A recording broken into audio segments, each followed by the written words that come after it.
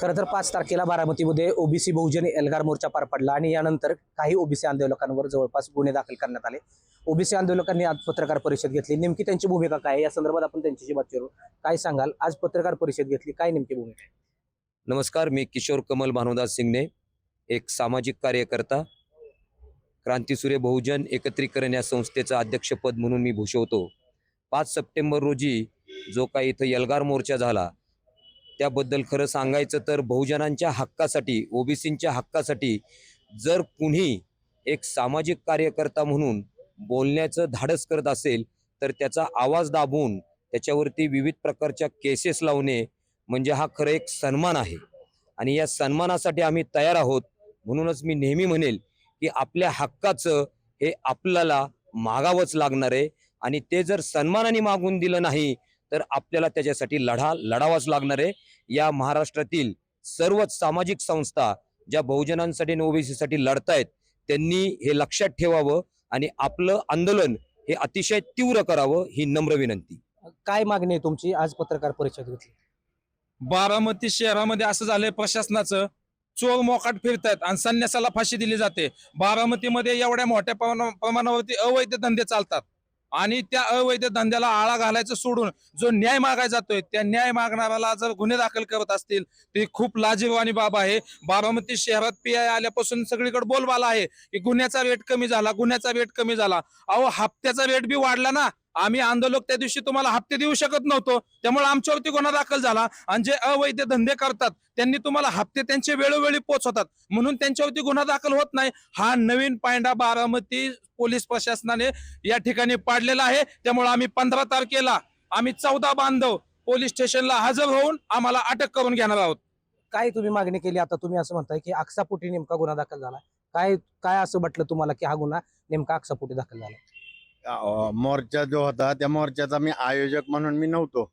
मी मान्यवर कांशीराम साहेब आणि बहन मायावतीजींनी ओबीसीच्या आणि मंडल आयोगाच्या आणि त्याच्या अगोदर बाबासाहेबांनी जे काम केलेलं आहे ते सांगण्यासाठी आणि या ओबीसी बहुजनांच्या आग्रहास्तव मी तिथे त्या ठिकाणी त्या मोर्चात गेलो। तो माझा अधिकार आहे आणि मग गेल्यानंतर मी भाषण केलं। त्या भाषणानंतर काही कुठं काही बिघडलं का? मी भाषण जे केलं त्याचा इतिहास सांगितला आणि मग त्याच्यानंतर या जातीवादी पोलीस प्रशासनाला इथला जे आमदार आहेत त्यांनी दबाव टाकून त्यांनी सांगितल्यानंतरच माझं नाव त्याच्यात आलंय ना।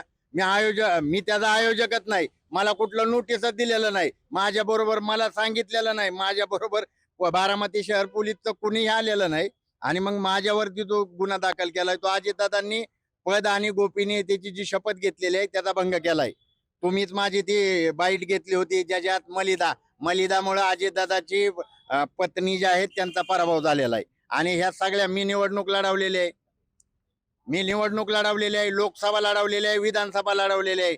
अजितदादा आणि सुप्रियाताईच्या विरोधात 30-30 हजार मतं घेतल्यात आणि मग एका दलित समाजाच्या हमालाच्या पोराला एवढा लोकमत मिळतंय आणि ह्याच्यामुळे पोटात गोळा उठून अजितदादांनी माझ्या विरोधात पद आणि गोपनीयतेचा जी घेतलेली शपथ तिचा भंग केलेला आहे। म्हणून मी त्यांची तक्रार करणार आहे, त्याची आमदारकी रद्द करा म्हणून त्याची मागणी करणार आहे। खरं तर राज्यपालांनी याची दखल नाही घेतली तर काय भूमिका असणार आहे? हायकोर्टात जाईल, सुप्रीम कोर्टात जाईल आणि सुप्रीम कोर्ट बी तुम्ही जर मोदींना सांगून मॅनेज केलं तर मी विनोद जाईल। मला कायदा कळतो ना, कायदा आमच्या बापाने लिहिलाय आणि त्याच कायद्याच्या आधारे आम्ही तुम्हाला दाखवू। जर हिथं नाही, राज्यपाल नाहीत करणार कारवाई तर कोर्टात जाऊ। खरं तर आयोजकांवरती गुन्हे दाखल झाले, का असं नेमकं घडतंय? बारामतीमध्ये शांतताप्रिय त्या ठिकाणी आंदोलन झालं, कुठेही दंगा फसाद काही झालं नाही, असं असताना गुन्हा का दाखल केला असावा? नाही, ह्या गुन्ह्यामुळे खरं तर बारामतीची दिशा आणि महाराष्ट्राची दिशा कुठल्या दिशेनं चालली हे खऱ्या अर्थाने कळायला महाराष्ट्राला दिशा मिळत आहे की येणाऱ्या काळात महाराष्ट्र कुठल्या दिशेनं न्यायचा आहे इथल्या तथाकथित एका व्यवस्थेला आणि इथल्या समाज व्यवस्थेला। कारण की हसत खेळत आणि अतिशय व्यवस्थित पद्धतीने आंदोलन पार पडलं। त्यानंतर पोलीस प्रशासनातील एसपी DYSP असतील, PI असतील यांच्यावर बैठक झाली आणि अगदी व्यवस्थित सगळं आंदोलन पार पडल्यानंतर कुठला तरी हेतू ठेवून, कुठला तर उद्देश ठेवून 2 दिवसानंतर गुन्हा दाखल होतो आणि ॲडिशनल SP नाव खरं तर घ्यावं लागेल। इथं ॲडिशनल SP बिरादार हे खऱ्या अर्थाने पहिल्या दिवसापासून ह्या आंदोलनाच्या विरोधात होते ह्या आंदोलनाबद्दल वेगळं बोलत होते आणि कुठल्या तरी जरांगे ह्या विषयाबद्दल ते समर्थक आहेत असं आम्हाला स्पष्टपणे जाणवत होतं. म्हणून आम्ही बोट ठेवतोय ते ऍडिशनल SP बिरादार यांच्यावरती, कारण की त्यांना हेतुपुरस्पर हे कार्यक्रम केले आहे असा आमचा एक आरोप आहे. कारण की आम्ही न्याय मागाय गेलो आणि आम्हालाच आरोपी बनवण्यात आलं, हा खऱ्या अर्थाने महाराष्ट्राला काळीमा फासणारा गुन्हा आहे असं आमचं मत आहे. त्यामुळं येणाऱ्या 15 तारखेला आम्ही सर्व बांधव ज्यांच्या आरोपी केले ते सगळे आम्ही अटक करण्याचा निर्णय झालेला आहे. आणि अशा पद्धतीनं महाराष्ट्र आणि बारामतीचं जर प्रशासन काम करणार असेल तर येणाऱ्या काळात महाराष्ट्रामध्ये अराजकता निर्माण झाल्याशिवाय राहणार नाही. आपण नेपाळचं चित्र पाहिलेलं आहे. संसद जाळण्यात आले, तिथली न्याय व्यवस्था जाळण्यात आलेली आहे. आणि अशाच पद्धतीनं जर हा सुसंस्कृत महाराष्ट्र आणि इथलं व्यवस्था जर काम करणार असेल तर येणारा काळ अतिशय वेगळ्या दिशेनं चाललाय असं स्पष्टपणाने माझ्यासारख्याला सांगावं वाटतं. खरं तर ओबीसी आंदोलकांना परवानगी पोलिसांनी नाकारली होती आणि याच कारण देत ओबीसी आंदोलकांवर त्या ठिकाणी गुन्हा दाखल करण्याचं पोलिसांचं म्हणणं आहे. खरं तर ज्या जरांगे यांनी धनगर समाज आणि ओबीसी समाजाला शिव्या दिल्या, अक्षरशः त्याच्या कार्यकर्त्यांनी आई बहिणीवरनं शिव्या दिल्या, अशा जरांगेला मुक्त सोडणं आणि संसदीय मार्गाने कलम 14 ते 19 भारतीय संविधानाच्या नुसार ज्यांनी विनंती अर्ज केले, शांततेनं आंदोलन केलं, त्यांना अटक करण्याचा निर्णय करणं सरकारने, त्यांच्यावर गुन्हे दाखल करणं, हे म्हणजे चोर सोडून संन्याशाला मारण्याचा प्रकार आहे. आणि बारामतीचं प्रशासन हे जर करत असेल तर महाराष्ट्रातली जनता हे पाहते. आता हा जो गुन्हा दाखल झालेला आहे, हे 14 आम्ही कार्यकर्ते आहोत, हे 14 आम्ही काही नेते नाहीत. 14 लोकांवरचा हा जो गुन्हा दाखल आहे, हा 14 लोकांवर नाही तर 85% महाराष्ट्रातला बहुजन ओबीसी समाजावर हे गुन्हे दाखल झालेले आहेत. आणि शिव्या देणाऱ्या धनगरांना, शिव्या देणाऱ्या जरांगेंना मात्र मोकाट सोडण्याचा निर्णय बारामतीच्या पोलीस प्रशासनाने घेतलेला आहे. त्याच्यावर शिक्कामोर्तब पुणे ग्रामीणने केलेला आहे. आणि म्हणून याचा निर्णय म्हणून आम्ही 15 तारखेला सरकारच्या पोलीस प्रशासनासमोर जाणार आहोत. परंतु याची महाराष्ट्रातली जनता नक्कीच नोंद घेईल अशा प्रकारची आम्हाला भावना आहे. आपण वकील आहात, या आंदोलनामध्ये सहभागी होता, आपल्यावर देखील गुन्हा दाखल झालाय. आता मी आंदोलनात सहभागी होतो त्याबद्दल दुमत नाही, पण परिस्थिती काय की 2 तारखेला आम्ही मिटिंग घेऊन परवानगीसाठी अर्ज केला होता. तथापि त्यांनी त्या 2 दिवसात 3 दिवसात काही केलं नाही. शेवटच्या दिवशी आम्ही भेटायला गेलो परवानगीचं काय झालं तर त्यांनी सांगितलं तुमची परवानगी नाकारली. आम्ही त्यांना स्पष्ट सांगितलं बाबा तुम्ही अगोदर सांगा पाहिजे. त्यांनी सांगताना सांगितलं ईद वगैरे आहे त्याच्या निमित्ताने तुम्ही 4 दिवसांनंतर मोर्चा करा. परंतु आम्ही त्यांना सांगितलं की बाबा तुम्ही अगोदर इंटिमेशन दिलं असतं, परवानगी नाकारली असते तर आम्ही तसं नियोजन केलं असतं. पण तुम्ही अचानक जर सांगत असता आम्ही ते करू शकत नाही. आम्हाला मोर्चा नेणं, कारण सगळ्या लोकांचा सहभाग त्यामध्ये आहे, सगळ्या लोकांना आव्हान केलंय, त्यामुळे ते लोक सामील होणार. आम्ही अचानक काही सांगू शकत नाही. त्यामुळे आम्हाला मोर्चा काढणं क्रमप्राप्त आहे आणि योग्य आम्ही शिस्तीने शांततेने सगळा तो मोर्चा पारही केला. आता वस्तुस्थिती अशी आहे की हे करायचं कारण काय, घटनेमध्ये फुले शाहू आंबेडकरांच्या विचाराच्या आधारे बाबासाहेब आंबेडकरांनी घटना लिहिली. त्यामध्ये ओबीसीला संरक्षण दिले. कशासाठी दिले, ते जे मोठे घोडे आहेत, ते जे माजलेले घोडे आहेत, त्यांनी कमकुवत घोड्याच्या खाद्यामध्ये त्यांनी तोंड घालू नये आणि त्यासाठी हे ओबीसीचं संरक्षण आहे. आणि असं असताना तुम्ही माजलेल्या घोड्याला संरक्षण देणार आणि ओबीसी गुन्हे दाखल करणार, ही कुठली पद्धत आहे? हे अत्यंत सुस्पष्ट अन्याय आहे. आणि ह्याच्यासाठी आम्ही हा सगळा अन्याय सहन ह्याच्यासाठी अटक व्हायची असली तर आम्ही अटक व्हायला तयार आहे. परंतु हे समाजाच्या हितासाठी आमचं आंदोलन नाही, आमच्या व्यक्तिगत ह्याच्यामध्ये काही हेतू नाही किंवा सरकारच्या विरुद्ध कुठल्याही कारवाईचा आमचा हेतू नव्हता. खरं तर काय सांगाल तुम्ही, तुमची परवानगी नाकारली होती, असं असताना तुमच्याकडून आंदोलन झालं आणि आता गुन्हे दाखल झालेत. 15 तारखेला नेमकी काय तुमची भूमिका असणार आहे? 15 तारखेला आम्ही हे जे 14 जणांवरती जे गुन्हे दाखल झालेले आहेत त्याच्यामध्ये प्राध्यापक लक्ष्मण हाके सर आहेत आणि मंगेश ससाणे साहेब आहेत. ते देखील या ठिकाणी 15 तारखेला बारामतीमध्ये येणार आहेत. मला मुख्यमंत्री साहेबाला एकच सांगायचंय की पंढरपूरमध्ये गोपीचंद पडळकरांवरती ज्यावेळेस गोपीचंद पडळकर वक्तव्य करतात आणि बारामतीमध्ये गुन्हा दाखल होतो.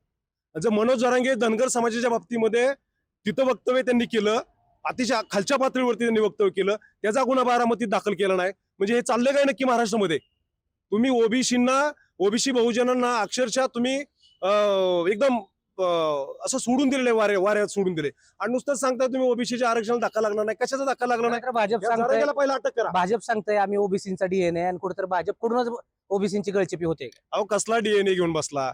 ओबीसीच्या अक्षरशः ओबीसीच्या आरक्षणातलं सगळं ताट डिस्काउंट घेतलं आणि कसला डीएनए? तुम्ही ओबीसीच्या लोकांवरती तुम्ही त्या मनोज जरांगेंनी अख्ख्या महाराष्ट्रभर मेळावे मोर्चे घेतले, तिथं तुम्ही गुन्हा दाखल केला का? लक्ष्मी हाकेवरती तुम्ही लगेच कसा काय त्या गेवराईमध्ये बीडमध्ये गुन्हा दाखल केला? बारामतीमध्ये आमच्यावर तुम्ही गुन्हे दाखल केले. म्हणजे तुम्ही दुजाभाव करताय ह्या लोकांमध्ये. आणि फक्त डीएनए सांगायचं काही नाही, डीएनए वगैरे काही नाही. मुख्यमंत्री साहेब तुमचं नाव सांगून जरांगे धनगर समाजावरती अतिशय खालच्या पातळीवर बोलतो. म्हणजे नेमकं तुम्हाला साधायचं काय ह्याच्यामध्ये? खरं तर तुम्ही ओबीसी म्हणून आंदोलन केलं, एकीकडे गोपीचंद पडळकरांचं वक्तव्य पंढरपूरमध्ये होतं, बारामतीत त्यांच्यावर गुन्हा दाखल होतो, मग मनोज जरांगे पाटील एवढ्या खालच्या पातळीवर जाऊन धनगर समाजाबद्दल बोलतात. कुठेतरी सरकारच मनोज जरांगे पाटलांना पाठीशी घालतंय असं वाटतंय? 100% जी मुख्यमंत्री फडणवीस साहेब जी म्हणतात माझा डीएनए आहे ओबीसीचा, पण त्यांचा डीएनए काय दिसत नाही. कारण ओबीसी मुळेच त्यांचं सरकार आलेलं आहे. ती जरांगे म्हणायचा छगन भुजबळला पाडा, पुन्हा जी ओबीसी मधल्या 4-5 जणांची नावं घ्यायचा, सर्वांना पाडा म्हणायचा, मुंड्यांना पाडा, सर्वांना पाडा. सर्व निवडून आली, जेवढ्यांना पाडा म्हणली तेवढी निवडून आली. आणि ती सरकार आलं ओबीसी मुळे, सरकार आलं देवेंद्र फडणवीसचं ओबीसी मुळे. आणि ओबीसीचं अजिबातच कसलंच 1% सुद्धा देवेंद्र फडणवीस अजिबातच ओबीसीची बाजू घेत नाहीत. कारण बारामतीमध्ये एवढं ही झालं या बारामतीमध्ये आम्ही मोर्चा काढला तर डिपार्टमेंटच आमच्या 14 जणांवर गुन्हा दाखल करतात. ही कसली ओबीसीची बात आहे? ओबीसीची बात अजिबात नाही. खरं तर मनोज जरांगे पाटलांनी मुंबईमध्ये जे आंदोलन केलं त्यामध्ये 2 दिवस आंदोलनाला परवानगी नव्हती. असं असताना हायकोर्टाने हे आंदोलन बेकायदेशीर असल्याचं ठरवलं. असं असताना मनोज जरांगे पाटलांवर गुन्हा दाखल झाला नाही, मात्र ओबीसी बांधवांवरती तात्काळ गुन्हा दाखल करण्यात पोलीस प्रशासनानं त्या ठिकाणी दखल दाखवली. तुम्ही कसं बघताय? आज कसं आहे माहिती आहे का? आज बारामतीमध्ये 5 सप्टेंबर रोजी जो आपण एल्गार ओबीसी एल्गार मोर्चा काढला, त्यामध्ये त्यांनी पोलिसांनी काय सांगितलं आम्हाला की तुम्ही तुमचे लोक भरपूर होते, काय जमावबंदी म्हणून आम्हाला हे केलं त्यांनी. परंतु ह्या मुंबईमध्ये ज्यावेळेस मनोज जरांगे उपोषणाला बसले त्यावेळेस जमावबंदी नव्हती का तिथं मुंबईमध्ये? त्यांच्यावर का तुम्ही गुन्हे दाखल केले नाहीत? त्यांनी धनगर समाजाबद्दल गलिच्छ शब्दामध्ये शिव्या दिल्या, माया बहिणींवर शिव्या दिल्या, तरी पण तुम्ही त्यांच्यावरती गुन्हा दाखल करत नाहीये. आणि धनगर समाज किंवा ओबीसी समाज किंवा बहुजन समाज जर त्यांच्या विरोधामध्ये एल्गार मोर्चा काढत असेल आणि त्यांच्यावर तुम्ही गुन्हे दाखल करत असाल, वारे वा बारामती पोलीस प्रशासन, ही तुमची भूमिका? अहो, असे गुन्हे आम्ही आतापर्यंत खूप बघितलेत. काय असे गुन्हे टाकून आमच्यावर तुम्ही जर भीतीचं हे करत असाल तर आम्ही घाबरणार नाही. आणि येणाऱ्या 15 तारखेला आम्ही स्वतःहून बारामती पोलीस स्टेशनला हजर राहून आम्हाला अटक करा म्हणून आम्ही तुमच्याकडे येणार आहोत. खरं तर 5 तारखेला जो मोर्चा झाला, या मोर्चा झाल्यानंतर 2 दिवसानंतर बारामती पोलीस प्रशासनानं लक्ष्मण हाके यांच्यासह 13 जणांवरती गुन्हे दाखल केले. आणि यानंतर ओबीसी बांधवांनी आज पत्रकार परिषद घेत आपली भूमिका स्पष्ट केली.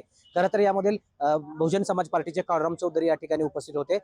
केवळ अजित पवारांनी आक्षापोटी, केवळ जातीय द्वेषापोटी माझ्यावरती गुन्हा दाखल केल्याचा आरोप त्यांनी केलाय. तर दुसरीकडे या सगळ्या प्रकरणात आपण राज्यपाल आणि राष्ट्रपती यांच्याकडे दाद मागणार असून त्यांनी जरी माझी त्या ठिकाणी दखल घेतली नाही तर सुप्रीम कोर्टात देखील मी जाणार आहे. आणि सुप्रीम कोर्टाने जर माझी दखल नाही घेतली तर मी युनेमध्ये दाखल जाऊन अजित पवारांची जी आमदारकी आहे आणि अजित पवारांचं जे मंत्रिपद आहे हे काढून घेण्यासाठी कायदेशीर मार्गाचा त्या ठिकाणी अवलंब करणार असल्याचं मत त्यांनी व्यक्त केलं. यामुळे आता ओबीसी बांधवांकडून अजित पवारांच्या माध्यमातून गळचेपी केल्याचा आरोप त्यांच्याकडून केला जातोय. यामुळे आता 15 तारखेला हेच ओबीसी बांधव बारामती शहर पोलीस स्टेशनला जाऊन आपल्याला अटक करा अशी मागणी त्यानंतर करणार आहेत. यामुळे आता बारामती पोलीस प्रशासन या सगळ्या प्रकरणाकडे कशा पद्धतीने पाहतंय, हे प्रकरण नेमकं कशा पद्धतीने हाताळतंय हे पाहणं महत्वाचं ठरणार आहे. विकास कोकरे, लोकशाही मराठी, बारामती. लोकशाही मराठी ऐका, पहा, जागरूक रहा.